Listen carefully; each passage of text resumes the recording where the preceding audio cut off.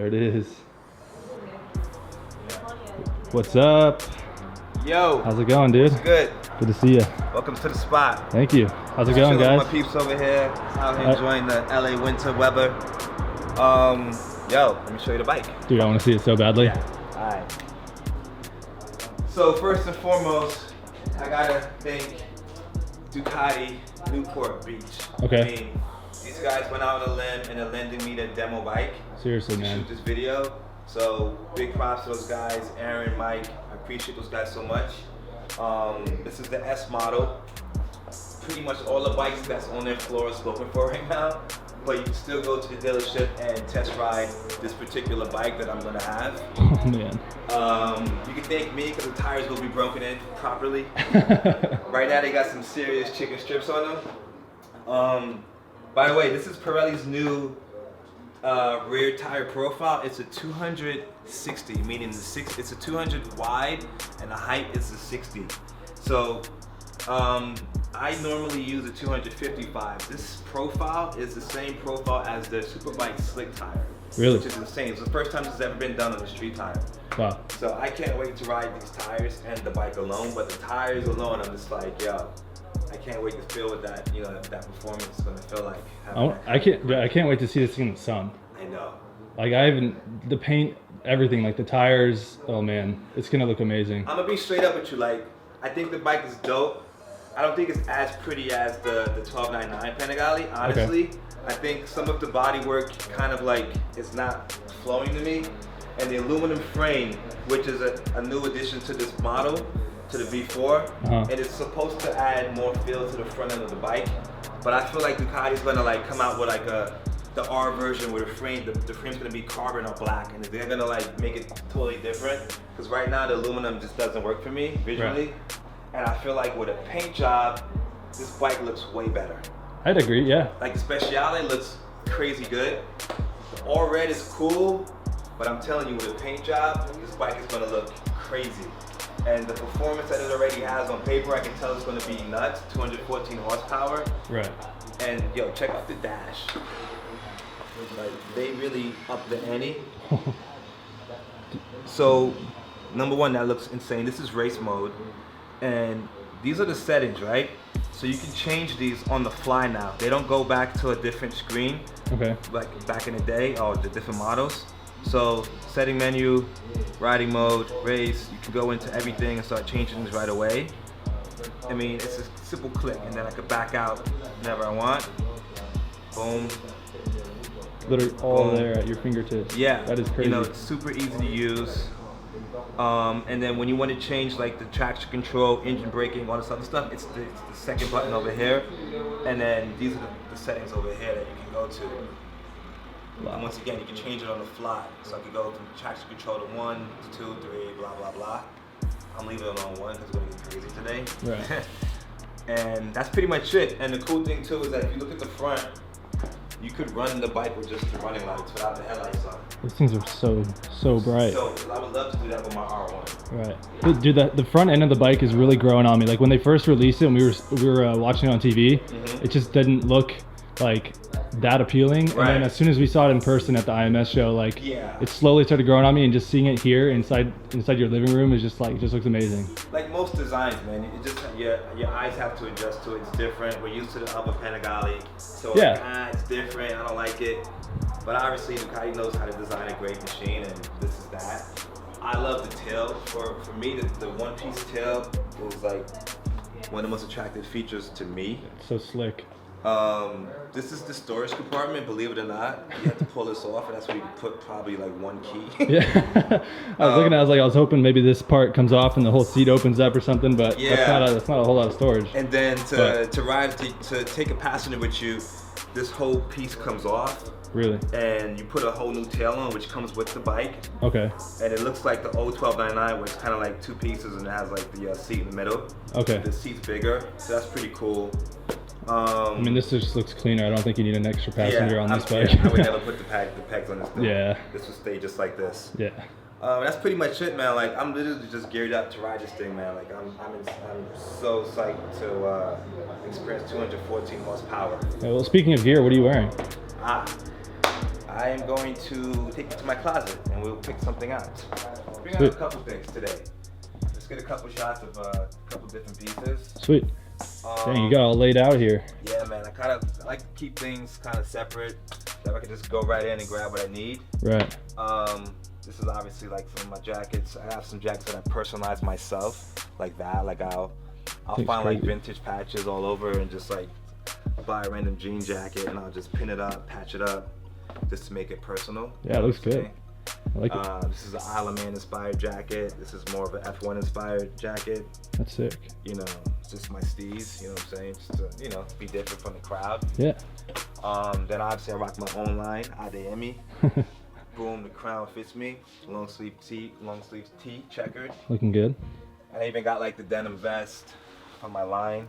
Nice. That I wear over my jacket. That's clean. Is that attached to the? It's not attached, suit? but it's that seamless where it fits really. Looks like it's almost really stitched close. on. Yeah, that's how I had it fitted, man. Like it took a while to develop it, but we got it right, just right. Wow. So I'll probably bring out the vest, but you know what?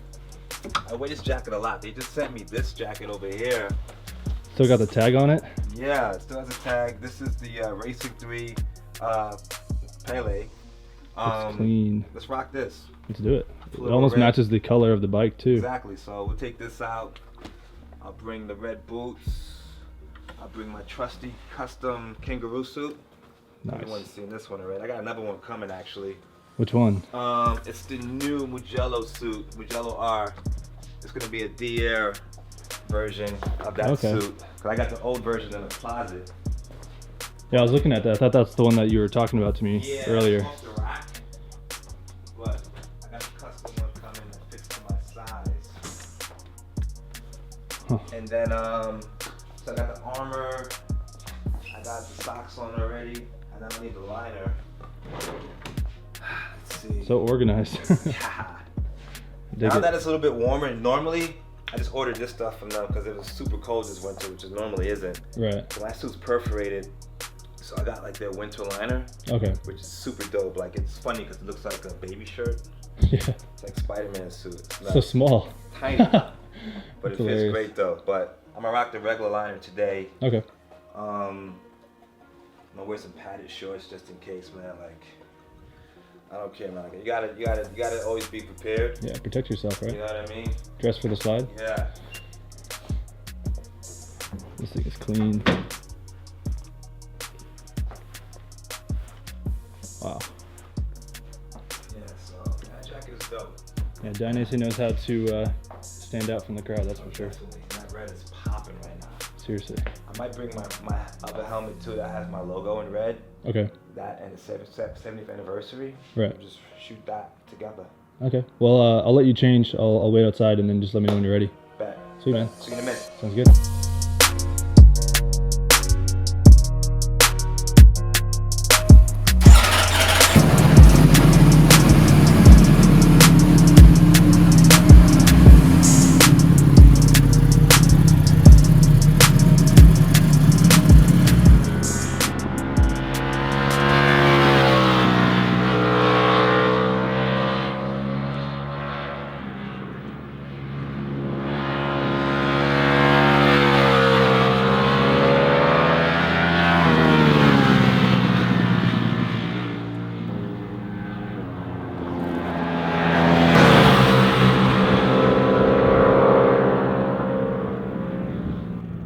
So far, what's your favorite feature on the bike? The traction. Traction, okay. Yeah, I think like I said, it's deceptively fast. So when you're coming out of the corners, you get on the gas really, really hard. You don't feel an extra surge from the engine, from the power. Right. So you just kind of keep moving forward in this moderate, you know, I would say power band, and it just kind of, it's like flat almost. And it just keeps pulling hard as hell, hard as fuck, you know? And that's good, you know, on the track. You want to have a bike that kind of just pulls hard and doesn't get out of line. It doesn't feel like the back end is squatting too much and you're losing traction. Right. I feel like I have traction all the time. That's definitely good. It's very good. But it's still a very narrow bike, and the pegs are super slippery again. that kind of sucks. And I don't have a lot of grip on the tank. So in these windy sections, you know, getting into power and going into a corner, the wind was blowing the bike all over the place, and I couldn't really control it because I didn't have the grip on the tank. Right. So that I wasn't crazy about. Well, let's see how it does in the corners. I'm curious to see get some more shots of you going deep in those corners. Yeah, what sucks about today is that it's chilly, windy, yeah, and the road conditions the roads suck. are cold. Dirty. Yeah, they're cold. dirty too. There's a lot of gravel. Yeah, we're driving through here and there's so much debris on the ground. Yeah, rocks so and branches. I'm not going to carry that much lean angle today just because of just all of the factors of the conditions of the road. Right. So we'll try to, you know, have some fun, as much as fun as possible. Yeah, in a safe condition, of course. Yeah, I'm not going to push the limits, Yeah. especially it's not my bike as well. Yeah, for sure. Okay, well, let's see what we can do. All right. I did.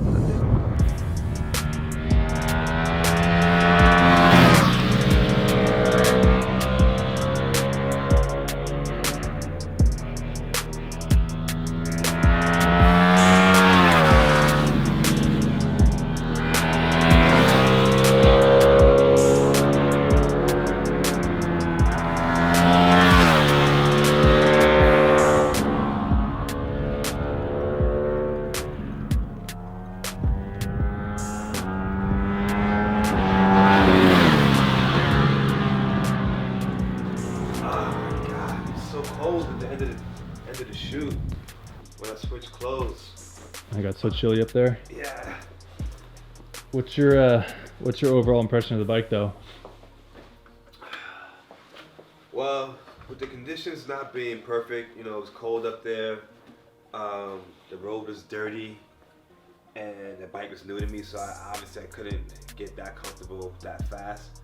But towards the end, the last section that we shot, and I was able to like hold more, be leaned over for a longer period of time because it was a little bit of a cleaner section. Right. I was able to actually relax on the bike and grip the pegs and grip the tank more, and the bike felt really good. And one thing I felt I didn't mention before was how flickable the bike is. And I know the bike has a kind of rotating crankshaft, which is like what they use in the GP bikes. Okay. So which means basically that combats the mechanics, the gyroscopic effect of the engine parts spinning. So literally when you have to change direction, there's nothing going against you at this point. So the bike feels like a toy, basically. Interesting. Yeah, so you gotta like get used to that because it flicks fast. It gets on its air really fast. Okay. Because it's so narrow, I mean, I had to get used to that really as well. I mean, I'm kind of used to that from the last Panigale, but this one is like really small, man. It's kind of nuts.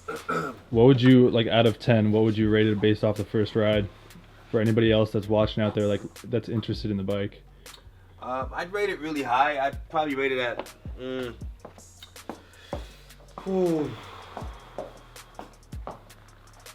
I'd give it an 8.5 right now because the engine's not broken in.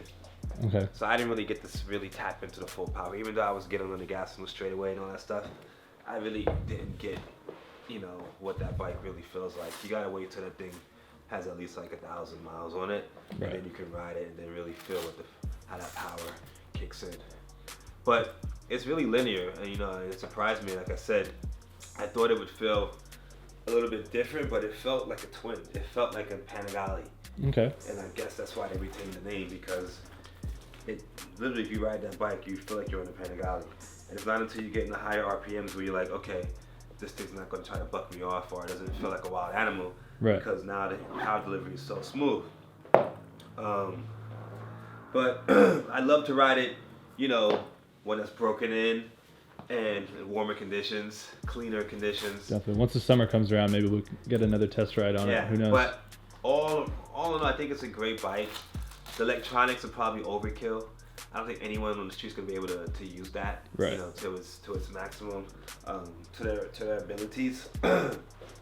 You'd have to be like a pro racer that's at the track every weekend, putting in consistent lap times and going into the garage every 20 laps and talking to a mechanic, and you're starting from the baseline setup and moving your way up from there, right? To understand what all of that stuff does, because now there's so many parameters now for the suspension, for the handling, performance, safety.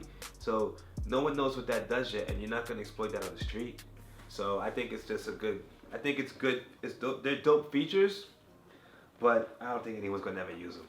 Honestly, Okay. it's just cool to have. I think it's cool technology more than anything. For someone that's gonna race and really use this bike as I don't even know if you can club race this bike because of its engine size, but if you end up doing it, I mean, you really shouldn't be able to fuck up. Yeah, honestly. Literally, because it has everything on there.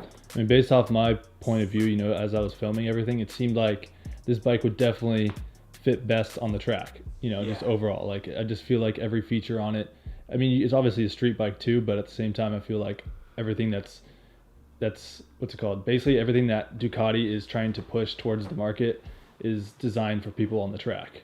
True. Yeah, this is a race bike. This bike is built to race. Obviously, they make it pretty so people buy it on the street. Right. But more than anything, it's built to race. It has race profile tires. It has all this trick technology, all this crazy chassis for MotoGP.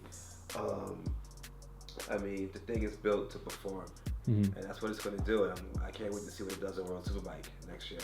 You know, I think it's going to be a big title contender and give Chaz and Marco Melengi what they need. Like I said, for me, the biggest thing that I noticed was the power delivery of the higher RPMs.